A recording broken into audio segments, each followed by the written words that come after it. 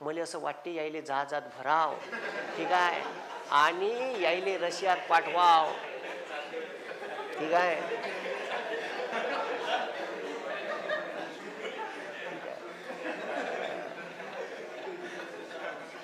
अबे हो ना बे, खरं सांगून राहिलो ना मी. त्याच्यात रशियन भेटन ना तुम्हाला. अजून काय बॉम्ब सप्लाय केलं, ठीक आहे. अमेरिका मोठाच त्याच्या भरोशावर झाला. तर हे लक्ष द्या, ह्या जो हिटलर होता ह्या एवढा भयंकर होता, ह्या एवढा खतरनाक होता का यानं याच्या जर्मनीमध्ये आतमध्ये, ठीक आहे, आतमध्ये लॅबोरेटरी तयार केल्या आणि यानं नवीन वेपन्स पैदा केले, केमिकल वेपन्स. का पैदा केले? Chemical weapons. म्हणजे असे वेपन्स का जर एखादी गॅस पैदा केली, हे जर गॅस इथं सोडली तर डोळ्यात 1000 सुया टोचून राहिल्या, इतक्या भयंकर आगनाव आहे. तो माणूस तुम्हाला सांगतो त्याच्या त्वचेची इतकी आग होय का तो आत्महत्या करून घे, ब्लेडनं गळा कापून टाकन, नाही तर विहिरीत जीव दे, नाही तर फाशी घेऊन टाकन. इतकं भयंकर वेदना होय. असे केमिकल पैदा केले होते. म्हणून जगातल्या सगळ्या इन्सेक्टिसाईड, मग दुसरं महायुद्ध झाल्यावर ह्या लॅबोरेटरीचं करायचं का? जगातले सगळे केमिकल इंजिनियर जर्मनीनं हिटलरनं तेव्हा विकत घेतले होते. करायचं का मग ह्या कंपन्याचं? दुसरं महायुद्ध संपलं, मग ह्या कंपन्यानं जगासाठी इन्सेक्टिसाईड तयार केलं. मग जगातला बायर नावाचा ब्रँड आहे, आपण फवाऱ्याचं औषध घेतो बायर, BASF, सिजेंटा, माहीत आहे तुम्हाला हे ब्रँड? माहीत आहे का चोट्यो? ह्या सगळ्या कंपन्या जर्मनीच्या आहे. कुठच्या आहे? BMW, वोल्क्सवॅगन, ठीक आहे, मर्सिडीज बेंज, हे सब जर्मन के ब्रँड आहे. आणि जर्मनी म्हणलं का क्वालिटी 1 रुपया कमी घेणार नाही आणि 1 रुपयाची क्वालिटी कमी देणार नाही. कोण? जर्मनी. जगातली डोळे बंद करून वस्तू घ्यायची असेल तर 2 देशाकडून घ्यायची, एक जपान आणि दुसरं जर्मनी, ठीक आहे. बिनधास्तपणे डोळे बंद ठेवून विश्वास ठेवायचा या देशावर. तुम्हाला भेटलेली वस्तू हे क्वालिटीचीच भेटन. का भेटन? क्वालिटीची, ठीक आहे. मग हे जे ठीक आहे, हे जे लोक असतात ना हुकुमशाह, हे याची मोद बी तशीच होते. या जगात काही रुस्तम आले आणि काही गेले, म्हणून दाढीवाल्यानं अहंकार करू नये, ठीक आहे.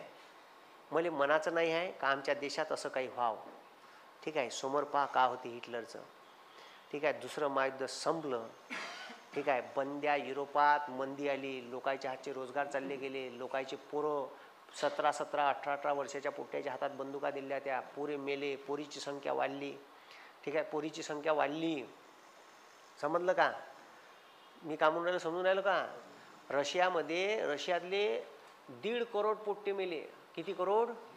पोरं जवान 17 ते 21 वर्षाच्या वयाचे. म्हणून जेव्हा दुसरं महायुद्ध झालं तर 1000 मुली मांग, 1000 पोराय मांग 1500 मुली होत्या. 500 पोरी बिना लग्नाच्या राही तिथं, ठीक आहे. कुठं? रशियात. कुठं? हा ना. आता का प्रमाण आहे माहित आहे का? 1000 मुलं आहे मांग 1200 मुली आहे. 200 मुली बिना लग्नाच्या राहते. आणि भारतामध्ये 1000 पुरुषाच्या मांग 943 मुली आहे, ठीक आहे. किती आहे? 943. इथं 57 पोट्टे बिना लग्नाचे राहते, ठीक आहे. इथं 200 मुली जास्त आहे. मला असं वाटते यायले जहाजात भराव, ठीक आहे, आणि यायले रशियात पाठवाव, ठीक आहे.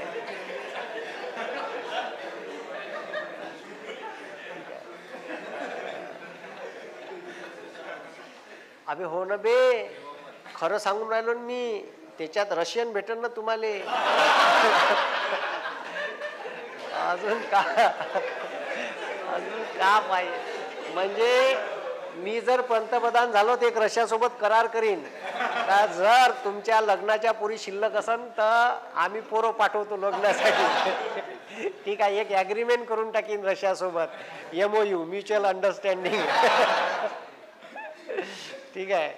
तर खरंच ना बे, म्हणजे आपला जो प्रॉब्लेम आहे तो सॉल्व आउट होऊन जाईल ना.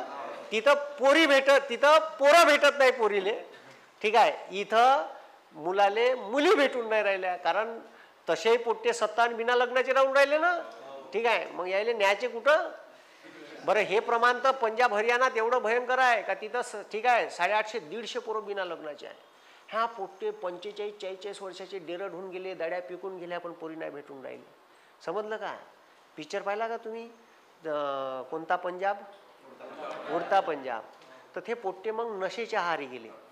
अन्न वस्त्र निवारा ह्या 3 मूलभूत गरजा आहे, पण एक लैंगिक गरज आहे, ते जर पूर्ण नाही झाली ते पोट्ट सायको होते. का होते? हां, लग्न जर वयात नाही झालं तर त्याचं डोकं तिथंच राहते.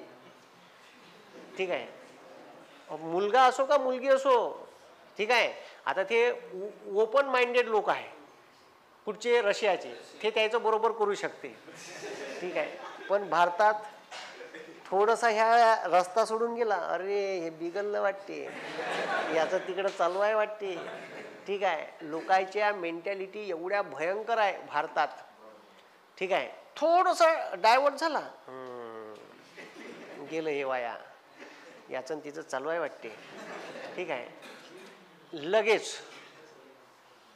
ठीक आहे, खूपच. म्हणजे मी इंडोनेशियात गेलो. आता मायापाशी जो काल तुम्हाला स्टोरी सांगितली तो होता सोबत. तो कोण्याही मुलीने म्हणे you are looking so beautiful. म्हणलं साल्या तू लाता खायला लावतं का? तू लाता खायला लावतं का म्हणलं? अरे गुरुजी म्हणे तसं नाही आहे म्हणे इकडं. कोणत्याही मुली म्हणल्यावर तिला चांगलं वाटते. माफी पण तिचा बॉयफ्रेंड आहे ना, तो कुताडांना म्हणलं आपल्याला ह्या इंडिया नाही आहे म्हणे. इथं जर आपण एखाद्या मुलीला म्हणलं का you are looking so beautiful तर तिच्या बॉयफ्रेंडले अजून चांगलं वाटते म्हणे. भारतातल्या मुलीले जर म्हणलं ना म्हणलं तसा कोणत्या दिवस साल्या. ठीक आहे, माझ्या गर्लफ्रेंडले म्हणलं तू कोण आहे साल्या, तिला म्हणणार ना you are looking so beautiful. तो म्हणलं आपल्याला कांडण. पण तिथं जर तुम्ही एखाद्या मुलीला म्हणलं का you are looking so beautiful, तिचा बॉयफ्रेंड सोबत असलं तरी, तर ते थँक्यू म्हणते. ठीक आहे, तुम्हाला म्हणजे तिला खूप असं गदगदून येते का मला. ठीक आहे, सो ब्युटिफुल म्हणलं आणि त्याच्यापेक्षा गदगदून त्याला येते. मग त्याची विचार करण्याची पद्धत हे नाही का तू म्हणलं साल्या तू लाईन मारतो माझ्या गर्लफ्रेंडवर, असं त्याचा अजिबात उद्देश होत नाही. तिथं विचार करण्याची पद्धत पहा, देशात विचार करण्याची पद्धत वेगळी आहे. तिचा बॉयफ्रेंड हा विचार करते का मी एका सुंदर मुलीचा बॉयफ्रेंड आहे.